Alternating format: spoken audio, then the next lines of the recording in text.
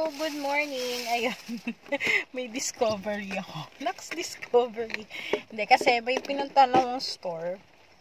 Tapos, may nakita akong kabayan. At may nakita akong may bit-bit siyang ganito. So, hinanap ko siya kasi nahiya naman ako magtanong.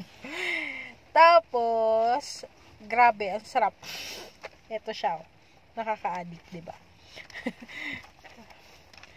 Ayan, meron nito sa Pinas, alam ko. Meron din naman pala dito. So, puno to kanina. At, ito pa lang yung nakakain ko. As in, konti pa lang siya. Pero feeling ko, busog na ako. Kaso, parang nakaka-addict. Alam mo yung, kahit busog ka na, feeling mo gusto mo pa rin kumain. Nakakatuwa lang. So, eto, ayun o, hindi ko alam kung sitaw to or beans, diba? Basta yun na yun. Ang sarap niya. Tapos, wala siyang kahit anong flavorings. Parang nilagyan lang siya ng paminta at asin. Ito, syempre, carrots.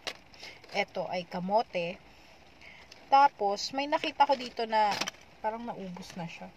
Or konti lang siguro. Kalabasa. Madilaw-dilaw lang siya Eto ba yun? Eto, hindi ko mahulaan kanina kung ano. Tapos nakita ko lang yung pinakabalat niya. Tapos yun, napagtanto ko na kalabasa siya. Eto, hindi ko alam kung ano to, kung kamote ba to na puti or balinghoy, pero hindi siya mukhang balinghoy eh. Hindi siya parang balinghoy, pero baka balinghoy din, hindi ko alam. So, yun lang ang meron. Hindi kagaya sa Pinas na madami, 'di ba? May zucchini, may kung ano-ano. Dito ito lang. Pero masarap.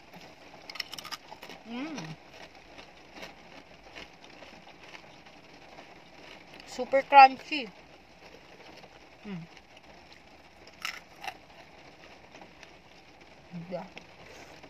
Ano?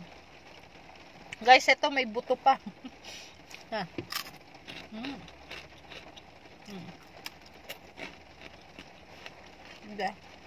Crunchy.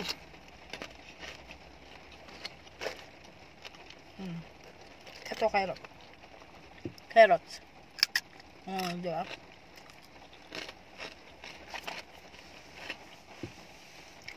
Ito yata ay magkano ba? Parang 30 fornis. Yung isang ganito. Pero iba-iba yung price kasi tinitimbang per grams.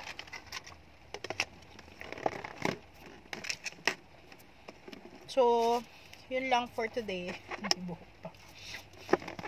Yun lang kasi busog na ako. Diba? Tama-tama sa mga nagda-diet.